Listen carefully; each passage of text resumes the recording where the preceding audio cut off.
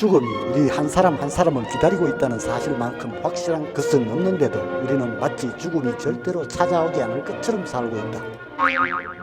인간의 생명이 과연 죽음과 동시에 끝나는가 하는 것은 가장 중요한 문제로서 아무래도 이 문제에 대해 생각지 않을 수가 없다.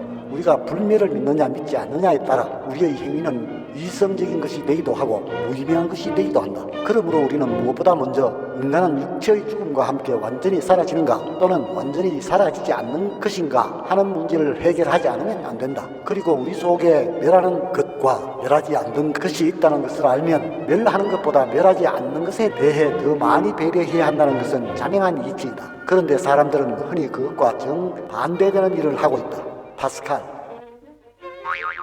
만일 이 세상에서의 온갖 고통이 선을 낳지 않는다면 세상은 두려움 그 자체일 것이다.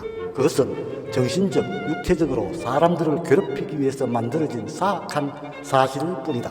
만약 그렇다면 이 세상은 말할 수 없이 부도덕한 것이라고 해야 마땅하다. 왜냐하면 그것은 미래의 선을 위해서가 아니라 아무런 목적도 없이 악을 행하기 때문이다. 그것은 마치 일부러 사람들을 괴롭히기 위해 그들을 유혹하는 것과 같다. 우리가 태어난 순간부터 괴롭히며 모든 행복의 잔에 스디성스를 타고 항상 죽음으로 우리를 위협한다. 따라서 하나님과 영생이 없다면 사람들이 삶에 대해 나타내는 혐오의 감정은 당연하다고 할 수 있다. 그들이 그 혐오의 감정은 현존하는 질서보다 오히려 무질서에 의해 저 무서운 도덕적 혼란에 의해 유발된 것이기 때문이다. 그러나 만약 우리 위에 하나님이 있고 우리 앞에 영원 불멸이 있다면 모든 것은 순식간에 변한다. 우리는 악 속에서 선을 보고 어둠 속에서 빛을 보게 된다. 그리고 희망이 절망을 몰아내게 될 것이다. 이 두 가지 명제 가운데 어느 쪽이 더 옳은 것일까? 도덕적 존재인 인간이 자신들 앞에 그 모순을 해결해 줄 방법이 제시되어 있음에도 불구하고 현존하는 세계 질서를 피치 못해 저주하지 않을 수 없다고 한다면 말이 되겠는가? 만약 하나님과 내세가 없다면 그들은 이 세상을 그리고 자신이 태어난 날을 저주해야 할 것이다.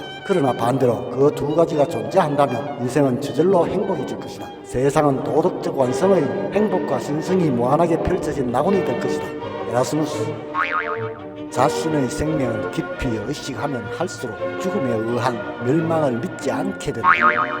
우리는 흔히 자신이 죽어서 저 세상으로 가는 광경을 상상해보곤 하는데 그것은 하나님을 상상하는 것이 불가능한 것처럼 전적으로 불가능한 일이다. 우리가 할 수 있는 것은 다만 하나님에게서 나오는 모든 것들이 그러하듯 죽음 또한 선임을 믿는 것뿐이다. 사람들 속에서 느끼고 이해하고 살고 그리고 존재하는 그 본원이 어떠한 것이든 그것은 신성한 것 따라서 영원 불멸한 것이 틀림없다. 키케로. 불멸을 믿지 않는 사람은 진지하게 죽음에 대해 생각해 본 적이 한 번도 없는 사람이다.